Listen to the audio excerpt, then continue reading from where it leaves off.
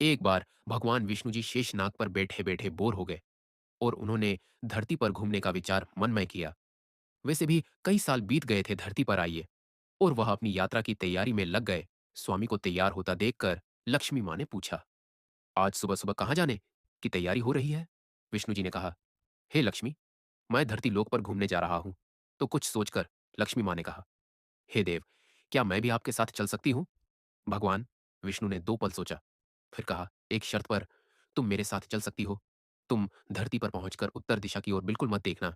इसके साथ ही माता लक्ष्मी ने हाँ कह के अपनी मनवा ली, और सुबह सुबह मां लक्ष्मी और भगवान विष्णु धरती पर पहुंच गए। अभी सूर्य देवता निकल रहे थे। रात बरसात होकर हटी थी। चारों ओर हरियाली ही हरियाली थी। उस समय चारों ओर बहुत शांति थी और धरती बहुत ही सुंदर दिख रही थी। और मां लक्ष्मी मंत्र मुग्ध होकर धरती को देख रही थी और भूल गई कि पति को क्या वचन देकर आई है।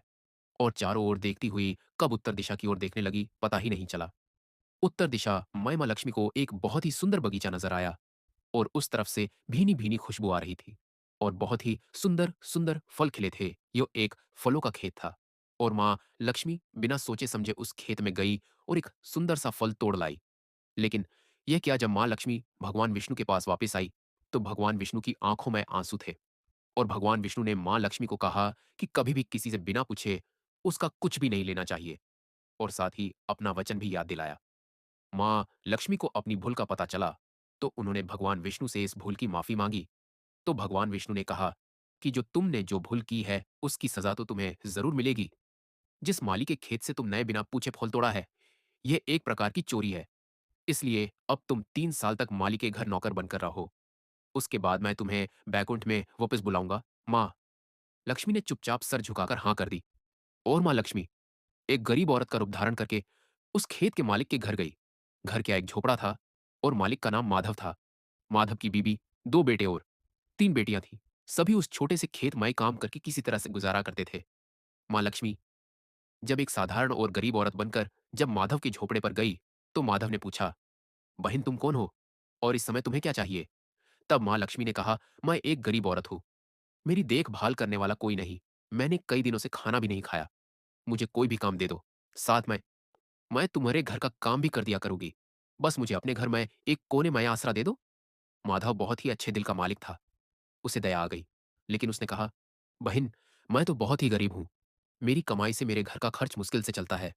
लेकिन अगर मेरी 3 की जगह 4 बेटियां होती तो भी मैंने गुजारा करना था।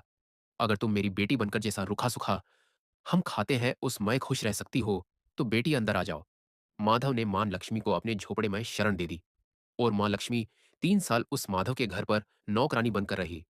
जिस दिन मां लक्ष्मी माधव के घर आई थी उससे दूसरे दिन ही माधव को इतनी आमदनी हुई फलों से कि शाम को एक गाय खरीद ली। पर धीरे धीरे माधव ने काफी जमीन खरीद ली और सबने अच्छे अच्छे कपड़े भी बनवा लिए और फिर एक बड़ा पक्का घर भी बनवा लिया। बेटी और बीबी ने गहने भी बनवा लिए और अब मकान भी बहुत बड़ा बनवा लिया था। माधव हमेशा सोचता था कि मुझे यह सब इस महिला के आने के बाद मिला है। इस बेटी के रूप में मेरी किस्मत आ गई है मेरी। और अब 2 से 5 साल बीत गए थे। लेकिन मां लक्ष्मी अब भी घर में और खेत में काम करती थी।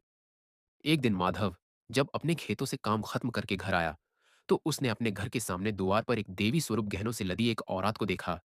ध्यान से देखकर पहचान गया, अरे यह तो मेरी मुंहम बोली चौथी बेटी यानी वही औरत है।